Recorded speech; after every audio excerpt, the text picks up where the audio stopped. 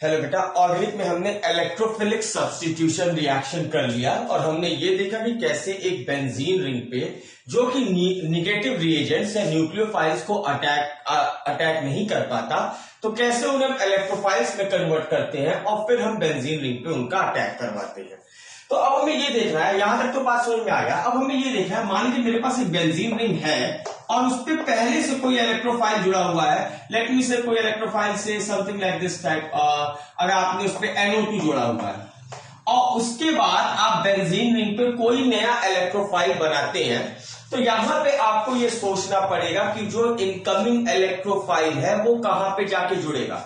जब पूरे benzene ring पे सिर्फ एक इलेक्ट्रोफाइल आता था, be it NO2, be it CH3+, be it Cl+, be it CHO+, anything, तो आप बेंजीन रिंग के सारे पोजीशंस इक्विवेलेंट थे, आप कहीं भी जोड़ सकते थे। यूजुअली हमने सिर्फ बेंजीन रिंग के हेड पे जोड़ा है, but all the positions were equivalent, आप कहीं भी जोड़ सकते थे। लेकिन अब अगर मान लीजिए अगर बेंजीन रिंग पे पहले से कोई इलेक्ट्रोफाइल या कोई ग्रुप अटैच है, तो इनकमिंग इलेक्ट्रोफाइल, लाइक आपने अब इसके आगे कर दिया Cl2Fe डार्क, आपको पता है कि इनके कॉम्बिनेशन से आपको Cl+ मिलेगा बीइंग एन इलेक्ट्रोफाइल। अब ये Cl+ कहां पे जाएगा, वो अब कहीं भी नहीं जा सकता ना। अब ये Cl+ कहां पे जुड़ेगा, ये डिपेंड करता है कि पहले से बेंजीन रिंग पे कौन सा ग्रुप अटैच था।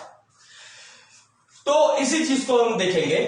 ओके, लेट अस सी नाउ कि मान लीजिए मेरे इस टॉपिक का नाम होगा directive influence of attached electrophiles. Directive influence of attached electrophiles, जो इलेक्ट्रोफाइल्स जुड़े हुए हैं उनके इन्फ्लुएंस में आने वाला इलेक्ट्रोफाइल जो है वो कहां पर जाकर जुड़ेगा, that is the concern of this topic. Let us see, अगर मान लीजिए आपके पास एक बेंजीन रिंग है, पहले एक एक करके चीजें देखेंगे हम, और उसके ऊपर मान लीजिए कोई एक electrophile, let me call that electrophile to be capital X, वो जुड़ा हुआ है। तो जिस पर्टिकुलर कार्बन से वो ग्रुप जुड़ा हुआ है उसके जस्ट एडजेसेंट कार्बन्स या उसके इमीडिएट नेबर्स जो होंगे, उन पोजीशंस को हम ऑर्थो पोजीशंस बोलते हैं। हालांकि आपने ये क्लास स्कूल में अपने किया होगा, इन्हें हम ऑर्थो पोजीशंस कहते हैं। इमीडिएट नेबर्स के बाद जो दो कार्बन्स आएंगे, इन पोजीशंस को हम मेटा पोजीशंस बोलते हैं। These are known as meta positions. और जिस कार्बन से ग्रुप अटैच है उसके जस्ट डायगोनली अपोजिट कह लीजिए या एग्जैक्ट वर्टिकली अपोजिट पे जो कार्बन जुड़ा होगा, इस पोजीशन को हम कहेंगे पैरा पोजीशन। और हमें इन्हीं पोजीशन को हम मतलब ऑर्थो, मेटा एंड पैरा, यही डिफरेंसिंग हम यूज करेंगे कि इनकमिंग इलेक्ट्रोफाइल जो है वो अटैच ग्रुप से ऑर्थो पे जुड़ेगा या अटैच ग्रुप से मेटा पे जुड़ेगा या अटैच ग्रुप से पैरा पे जुड़ेगा। Let me take an example without going under grim details. ज्यादा डिटेल्स में गए बिना एक एग्जांपल मैं आपको लेता हूं, मैं अपने नॉलेज में, जो मुझे प्रायर नॉलेज है उस बेसिस पे मैं बताऊंगा एक एग्जाम्पल के थ्रू कि एक्चुअली में हम कर क्या रहे हैं। मान लीजिए कि मेरे पास एक बेंजीन रिंग है, आप पहले इसके ऊपर का कोई एक इलेक्ट्रोफाइल जोड़ते हैं। लेट मी से क्या अटैचिंग क्लोरीन Cl2Fe डार्क। तो आपको इतना मैंने बता दिया है कि इस कॉम्बिनेशन से आपको जो इलेक्ट्रोफाइल मिलेगा आपके बैक साइड में, आपको उसको स्टोर करना है, दैट इज Cl+। अब इस बेंजीन रिंग पे पहले से कोई इलेक्ट्रोफाइल नहीं जुड़ा था, तो ये Cl+ इस बेंजीन रिंग पे कहीं भी जाके जुड़ जाएगा। सपोज ये Cl+ मैंने जो अभी तक यूज किया, मैं उसी हिसाब से चलता हूं। इस Cl+ को मैंने यहां पे अटैच कर दिया, और ऐसा नहीं है कि आप सिर्फ यहीं पे अटैच कर सकते हैं, you can attach it anywhere. आप इसको ऊपर भी अटैच कर सकते हैं, आप इसको यहां भी अटैच कर सकते हैं, यहां भी, all the positions are equivalent. लेकिन इसके बाद अगर मान लीजिए आपने कोई एक इलेक्ट्रोफाइल लेकर आए, लेट मी टेक से Br2Fe डार्क, एनीथिंग, वो जितने भी हमने 5 या 6 किए हैं इलेक्ट्रोफाइल बनाने के तरीके, उनमें से कोई भी आप ले आ सकते हैं। Br2Fe डार्क, तो आपको पता है कि इसके कॉम्बिनेशन से आपको Br+ मिलेगा। अब ये Br आप कहीं भी नहीं जोड़ सकते हैं। अब इसके लिए आपको एक नॉलेज, जो मुझे पता है कि जो Cl ग्रुप है वो ऑर्थो पैरा डायरेक्टिव है, तो उसके इन्फ्लुएंस में ये Br या तो ऑर्थो पे इससे जुड़ेगा, इस Cl से या तो ऑर्थो पे जुड़ेगा या तो इससे पैरा पे जुड़ेगा। Let me right it like this, Br और यहां पे Cl, या तो ये पैरा पे जुड़ेगा। तो ये दोनों ही प्रोडक्ट्स इस केस में मिलते हैं, और ऑर्थो और पैरा, क्योंकि मुझे पता है Cl is ortho and para directing, आपको ये चीज पता करना पड़ेगा, और वो अभी मैं बताऊंगा आपको कि कैसे आप पहले एप्लीकेशन बेस्ड करेंगे, फिर हम देखेंगे व्हाई। तो आप देख सकते हैं कि क्लोरीन ग्रुप, क्योंकि मुझे पता है ये ऑर्थो पैरा डायरेक्टिंग है, तो ये आपका ऑर्थो प्रोडक्ट भी बनाएगा, इसका नाम होगा ऑर्थो ब्रोमो क्लोरोबेंजीन, और ये पैरा ब्रोमो क्लोरोबेंजीन, और इनमें भी हमेशा या 99% केसेस में ये कह लीजिए कि पैरा प्रोडक्ट जो होता है वो मेजर होता है। नाउ अच्छा, कुछ बच्चों को ये भी कंफ्यूजन होता है कि अगर मान लीजिए Cl ये है, तो यहां के कार्बन के रेस्पेक्ट में ये आपका ऑर्थो होगा, तो किसी एक ऑर्थो पे आपने Br जोड़ दिया, और इस कार्बन के रेस्पेक्ट में ये कार्बन पैरा पे होगा, तो यहां पे लाके आपने Br जोड़ दिया।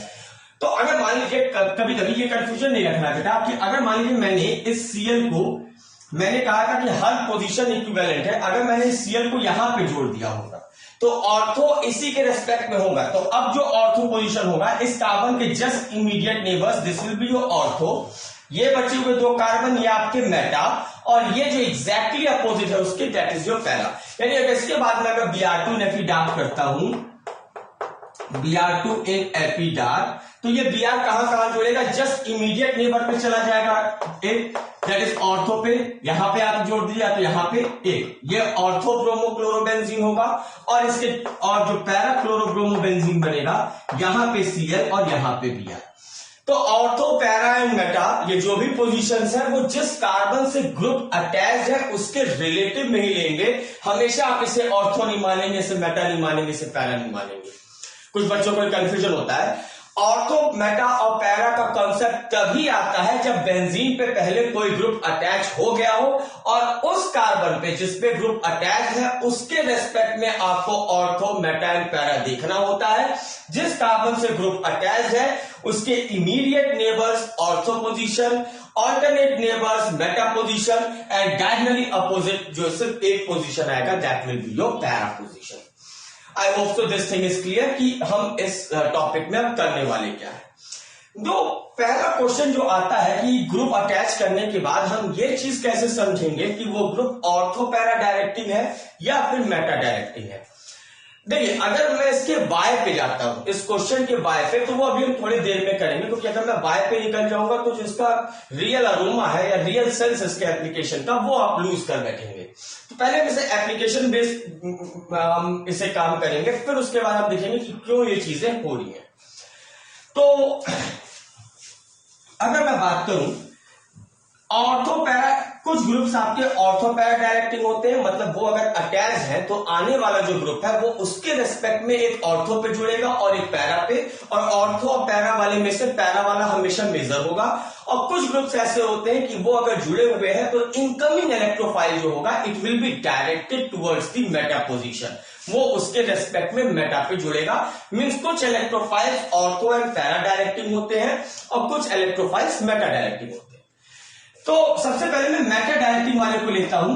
आप ऐसे समझेंगे कि मेटा डायरेक्टिंग वाला आप याद कर लीजिए कि ये ग्रुप्स आपके मेटा डायरेक्टिंग होते हैं, और उसके बाद ये अगर मेटा डायरेक्टिंग है तो जो मेटा डायरेक्टिंग नहीं है वो सभी आपके ऑर्थो एंड पैरा डायरेक्टिंग होंगे। तो मेटा डायरेक्टिंग ग्रुप पे जो ग्रुप्स आते हैं, NO2 is a very strong meta director, then comes your CHO, then comes your COOH, then comes your COCl and one more that is your Cl। ये इतने groups मतलब और भी है, बट इससे ज्यादा कमी किसी भी चीज में आता नहीं है, चाहे वो आपका कंपटीशन हो या बोर्ड हो, ये इतने में ही चीजें होती हैं।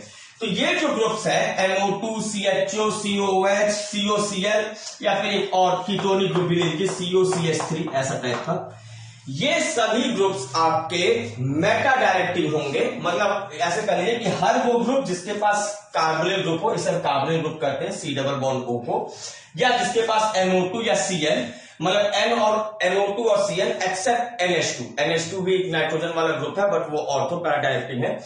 ये 6 ग्रुप्स अगर आपको याद है तो आप इसे take it as a result कि ये 6 ग्रुप्स अगर कहीं भी अटैच होंगे तो वो मेटा डायरेक्टिव होगा, और इनके अलावा कोई भी ग्रुप अगर अटैच्ड है तो वो आपका ऑर्थो एंड पैरा डायरेक्टिव होगा। We will be practicing with some questions in order to make this sense very clear. इसे अगर आप नोट कर रहे हो प्लीज इसे नोट कर लीजिए, आप दिमाग के बैकहेड में रखिए, क्योंकि जो 99% केसेस आते हैं वो इन्हीं में से आते हैं, मतलब इन्हीं में से कहने का मतलब इतने से ही काम चल जाएगा और मेटा डायरेक्टिंग ग्रुप्स देने की मुझे जरूरत नहीं है। अब देखिए इन चीजों को हम देखते हैं क्वेश्चन के बेसिस पर। we'll solve n number of questions in order to understand the concept। Suppose मान लीजिए मेरे पास बेंजीन है, एक एक करके हम स्टार्ट करते हैं। अगर मैं इसको रिएक्ट करता हूं conc HNO3 plus conc H2SO4 से, आप एक बार इलेक्ट्रोफिलिक सब्स्टिट्यूशन रिएक्शन जाके पलट के देखिए और देखिए कि conc HNO3 plus conc H2SO4 से कौन सा इलेक्ट्रोफाइल पैदा होता है। तो इनके कॉम्बिनेशन जो इलेक्ट्रोफाइल मिलता है आपको वो है NO2 प्लस। तो ये NO2 प्लस बेंजीन रिंग के किसी भी पोजीशन पे जुड़ जाएगा, but we are going to go with the conventional norms. मैं इस NO2 को बेंजीन के ऊपर जोड़ दे रहा हूं, आप कहीं भी जोड़ सकते हैं। अब इसके बाद मानिए अगर मैं एक दूसरा इलेक्ट्रोफाइल लेके आता हूं से CH3Cl in the presence of anhydrous AlCl3। अब आपको अगर आप फिर से आपको जाके देखना है कि इस कॉम्बिनेशन से आपको कौन सा इलेक्ट्रोफाइल मिलता है। इनके कॉम्बिनेशन से हमें मिलता है CH3 प्लस। अब ये CH3 प्लस कहां जाके जुड़ेगा ये डिपेंड करेगा कि बेंजीन पे जो एक ग्रुप पहले से जुड़ा है वो कौन सा है। अब जो मैंने आपको मेटा डायरेक्टिंग का लिस्ट दिया था उसमें देखिए NO2 है, NO2 is a Meta directing group, तो यानी ये आने वाले इलेक्ट्रोफाइल को अपने रिलेटिव में मेटा पोजीशन पे डायरेक्ट करेगा। And yes this CH3 will go and attach over, ये अगर NO2 है तो CH3 यहां पे जाके जुड़ेगा। Let's take one more example. अगर मान लीजिए आपके पास ये हो कि आपके पास बेंजीन रिंग है, से मैं इसे रिएक्ट करता हूं CH3Cl in the presence of anhydrous AlCl3। तो अगेन अभी हमने किया था Friedel-Crafts एल्काइलेशन, इनके कॉम्बिनेशन से जो आपको इलेक्ट्रोफाइल मिलेगा दैट इज CH3 प्लस। ये CH3 प्लस जाके बेंजीन पे कहीं भी जोड़ सकता है, बट कन्वेंशनली हम चल रहे हैं तो हम CH3 को यहां पे जोड़ देते हैं, आप कहीं भी जोड़ सकते हैं सब पीलू। और उसके बाद अगर मैं कोई एक और नया इलेक्ट्रोफाइल लेकर आता हूं, लेट मी से एनीथिंग से Br2Fe डार्क, इनके कॉम्बिनेशन से आपको पता है it gives you Br plus. अब ये CH3 उस मेटा डायरेक्टिंग के लिस्ट में जो मैंने अभी आपको प्रोवाइड किया नहीं है, यानी it is ortho and para directing, यानी इसके इंफ्लुएंस में जो आने वाला इलेक्ट्रोफाइल है वो इसके रेस्पेक्ट में या तो ऑर्थो पे जुड़ेगा, इसके रेस्पेक्ट में ऑर्थो पे जुड़ेगा और इसके रेस्पेक्ट में पैरा पे जुड़ेगा। ये दोनों ही प्रोडक्ट मिलेंगे और उसमें भी पैरा वाला प्रोडक्ट आपका मेजर माना जाएगा। तो इस केस में आ जाएगा आंसर विल बी कि अगर यहां पे आपका CH3 है तो एक तो ऑर्थो पे जोड़ दीजिए और दूसरा अगर ये CH3 है एक आप पैरा पे जोड़ दीजिए। You will get these two products and that also this para product will be major and this one will be your minor. Are you getting this? जैसे एक और क्वेश्चन लेते हैं। सपोज मान लीजिए अगर ये हो, आप अपने दिमाग में करते रहिएगा और फिर मैं आपको बताते जाऊंगा। सपोज मान लीजिए मैंने एक और क्वेश्चन लिया, से अगर आपके पास बेंजीन रिंग है and I am reacting it with CO in the presence of H plus या HCl एनहाइड्रस AlCl3, तो आपको ये पता है कि इसके कॉम्बिनेशन से आपको क्या मिलता है, CO AlCl3 will take this Cl minus, ये H प्लस बन जाएगा, ये CO के साथ कंबाइन होकर CHO plus as an electrophile को पैदा करेगा और ये जाके बेंजीन रिंग के ऊपर जुड़ के बेंजाल्डिहाइड बना देगा। और ये मैंने आपको उसमें भी बताया है, this is your Gattermann-Koch synthesis. ये आप एल्डिहाइड कीटोन्स में ये प्रिपरेशन ऑफ बेंजाल्डिहाइड भी है, but it goes through electrophilic substitution reaction and that also it follows the concept of Friedel-Crafts reaction. Now अब एक बार ये हो गया, अब सपोज मैं यहाँ पे कोई एक दूसरा से रिएक्शन करता हूं, लेट मी से एनीथिंग, से मैं कॉन्क H2SO4 से रिएक्ट करता हूं। तो आपको पता है कॉन्क H2SO4 के प्रेजेंस में जो इलेक्ट्रोफाइल पैदा होता है दैट इज जो SO3H। तो ये आप ले जाके क्या नाम का है CHO, C=OH है, ये आपके मेटा डायरेक्टिंग के लिस्ट में है, means it is Meta directing. तो ये SO3H जो होगा ये CHO के प्रेजेंस में मेटा पोजीशन पे चला जाएगा। This is how we do the directive influence of the incoming groups. जो इनकमिंग ग्रुप्स हैं उनका जो इनकमिंग ग्रुप्स हैं वो कहां डायरेक्ट होंगे ये डिपेंड करता है कि पहले से बेंजीन रिंग पे कौन सा ग्रुप अटैच था। Suppose let me take one more question based on this. Suppose अगर आपके पास मान लीजिए बेंजीन रिंग है, ठीक है, और आपने बेंजीन को रिएक्ट किया ऐसे CH3COCl in the presence of anhydrous AlCl3। Again अगर आपको याद हो इट्स फिडलक्राफ्ट एसाइलेशन, तो इसके कॉम्बिनेशन से जो आपको मिलेगा that is acetophenol C double bond OCH3 and again it is residing under the list of meta directing। तो यानी इसके बाद अगर आप इसको रिएक्ट करते हैं से Br2Fe dark और anything something better, let us take conc HNO3 plus conc H2SO4, conc HNO3 plus conc H2SO4। आपको पता है कि इनके कॉम्बिनेशन से आपको NO2 प्लस मिलता है। तो दिस इलेक्ट्रोफाइल विल, अब जो पहले से अटैच ग्रुप है वो आपका एक मेटा डायरेक्टिंग है, यानी जो आने वाला इलेक्ट्रोफाइल है वो इसके रिस्पेक्ट में मेटा पोजीशन पे जाके जुड़ेगा and the answer will be something like this C double bond O CH3 NO2। मैं बहुत फ्लो में और बहुत तेजी से बताया हूं जस्ट टू मेक श्योर या एंश्योर कि आप समझ जाए कि कैसे क्वेश्चंस होते हैं। हालांकि मैंने आपको बहुत सारे क्वेश्चंस बताए हैं बट अभी तक आपके एनसीईआरटी हो या एसएससी हो मैंने एक ही दो क्वेश्चन इन कंसेप्ट में देखा है, but it will help you to realize कि एक्चुअली में क्या हो रहा है। अब देखिए, दो बेंजीन रिंग पे दो सब्स्टिट्यूएंट्स या दो ग्रुप अटैच करना आप सीख गए। इसके बाद भी केस होगा कि अगर आप दो ग्रुप अटैच है सर, तो उसके बाद जो इनकमिंग इलेक्ट्रोफाइल है वो कहां जाएगा। उसके लिए नियम थोड़े ब्रॉड हैं और थोड़े टिपिकल है, उसको हम लेटर ऑन लेक्चर्स में लेंगे, but for the time being I just want to ensure कि एक्चुअली में इलेक्ट्रोफिलिक सब्स्टिट्यूशन रिएक्शन क्या है। This is the step by step procedure. पहले आप सीखे उन 5 या 7 प्रोसीजर से कि हम इलेक्ट्रोफाइल बनाते कैसे हैं। एक बार आपने इलेक्ट्रोफाइल बनाना सीख लिया, फिर आपने सीखा कि एक ग्रुप जोड़ने में तो कोई प्रॉब्लम नहीं है, आप बेंजीन पे कहीं भी जोड़ दीजिए। दूसरा ग्रुप जब जोड़ेंगे तब आपको किन चीजों की बातें ध्यान में रखेंगे। और इसके बाद आता है कि दो ग्रुप जुड़ गए, जो तीसरा ग्रुप आएगा उसको कौन डायरेक्ट करेगा। अगर मान लीजिए इसके बाद में कोई इलेक्ट्रोफाइल इसके पास लेकर आता तो आपके पास NO2 भी है और ये भी है, वो इलेक्ट्रोफाइल किसके रेस्पेक्ट में और कहां जुड़ेगा, ये सोचने वाली बात होगी। और वो हमें तब समझ में आएगा जब हम ये जानेंगे कि ये डायरेक्टिव इन्फ्लुएंस क्यों हो रहा है, क्यों कोई ग्रुप आने वाले इलेक्ट्रोफाइल को अपने से ऑर्थो या पैरा पे जोड़ रहा है और क्यों कोई ग्रुप आने वाले इलेक्ट्रोफाइल को अपने से मेटा पे जोड़ रहा है। I hope so this point is well taken and before concluding the lecture let me tell you वो जो दो क्वेश्चंस आपके बुक में दिए गए हैं उन्हें आप प्लीज प्रैक्टिस कर लीजिएगा। ये क्वेश्चंस 12th में तो नहीं दिए गए हैं, ये क्वेश्चंस दिए गए हैं 11th में, but they have a very great essence and implication in your class 12th also. The question was convert benzene into, the first is para-bromo nitrobenzene and the second is Meta-bromo nitrobenzene. Please आप लोग एक बार try कीजिएगा, next lecture में मैं एक बार इन्हें बता के फिर हम आगे बढ़ेंगे। And last was simple electrophilic substitution reaction, convert benzene into एसीटोफिनॉल।